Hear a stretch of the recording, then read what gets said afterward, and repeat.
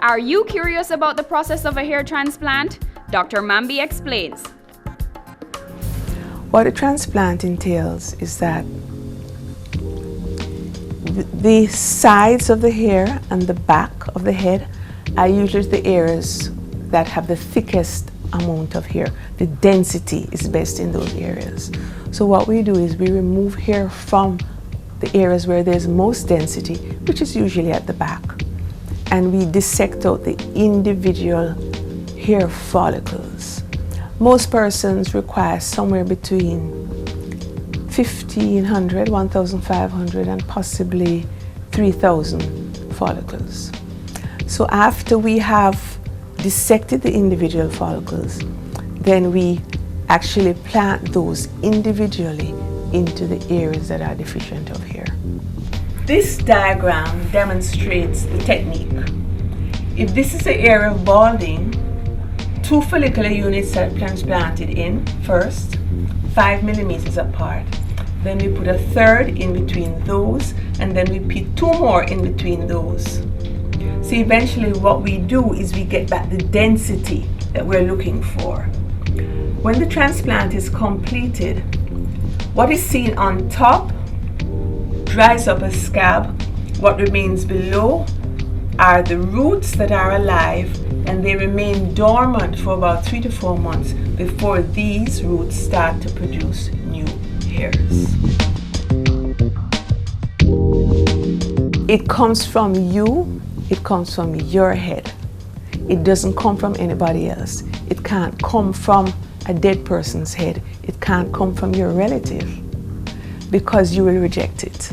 The only other person that can give you hair is an identical twin, because they have your identical genetic makeup, and then you will not reject it. The question is always asked to me in the clinic as, can the hair come from somewhere else on your body? And it actually can. So there are persons who, for example, have asked, can you transplant the hair from my beard or maybe my chest onto my head? And it is done in some clinics. The difference though is that there is a different hair cycle. So the hair on your chest and the hair on your chin goes at a different rate than the hair on your head. Unit 2 and 3s, and this is eventually what they look like. This is the root. Most patients need to know what to do after hair transplant is complete. And the general advice is that we have strict instructions as to what to do. And these instructions must be followed. One of the things is that you have to keep the transplanted area moist.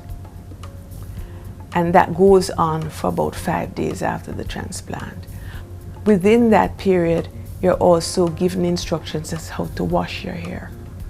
And this is not the rigorous washing that you did before the transplant, but it's just a special way of keeping it moist and keeping the area clean. And that is usually started on about the 3rd day after the transplant. We encourage you not to do any sporting activities during the first week, because you may accidentally bounce the area, hit the area that's transplanted, and knock out some of your precious transplanted roots. So we don't encourage that. There are persons who have to go back to work, and we teach you how to put on your wig or wear your hat or do something just to keep the area disguised and clean until the hair settles in. It takes about 5 days for those transplanted hair to be firmly set into the new area. Thereafter, you go back to your regular showering and etc. And it is interesting that the hair that is transplanted with a root. As I said, it's just like agriculture. Once that root goes into the new area, it goes into a sort of resting phase and does nothing. The hair that is attached to it may fall off or it may not fall off. But if it does, we warn the patient the hair that we transplanted will fall up, but the root is still alive under the skin. And then in about 3 months, you'll see that root pushing up new hair, and that's when the new growth begins. Okay, after transplant, in general, the hair begins to start regrowing within a 3 to 5 month period, usually in 3 months. And full growth is usually maintained in about 1.5 years. You can say, well, most of the hairs have regrown.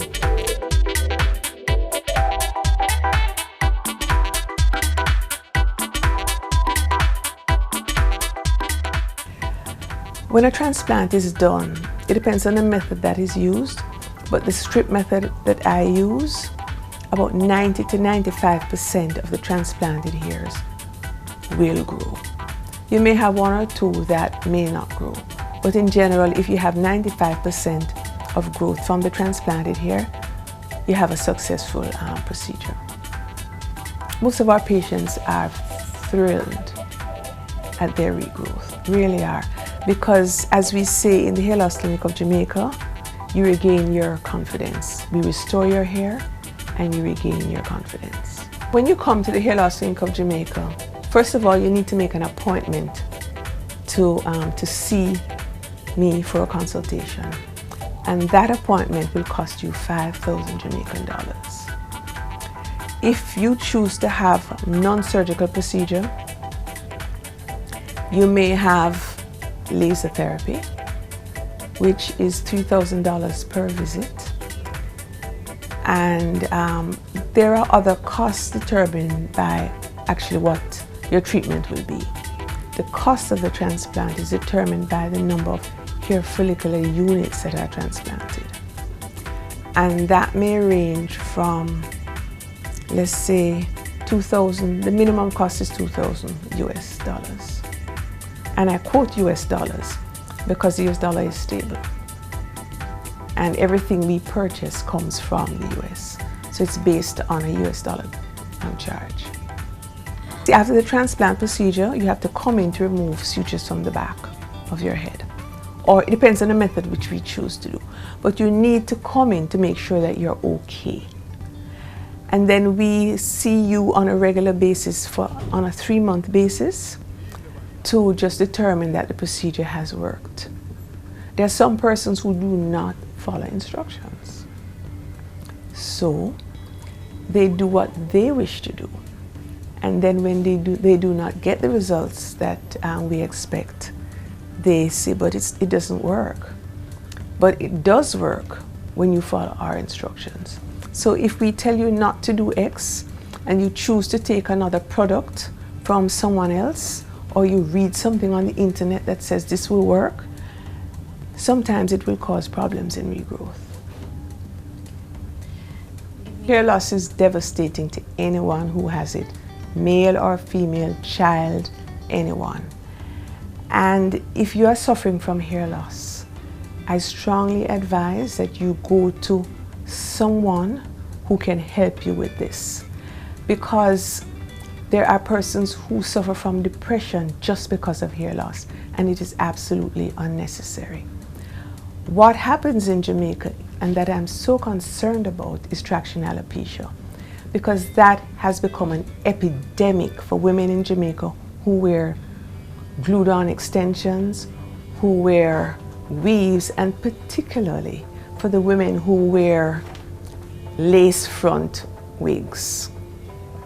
This causes severe damage to the front line of the hair, and it's absolutely unnecessary. Care is very, very important to prevent hair loss. And I'd like to advise you that if you are worried about your hair growth, if you're worried about your hair loss, if you think you need advice to prevent hair loss and to treat hair loss, you're quite welcome to visit the Hair Loss Clinic of Jamaica, because at the clinic we restore your hair and we restore your confidence.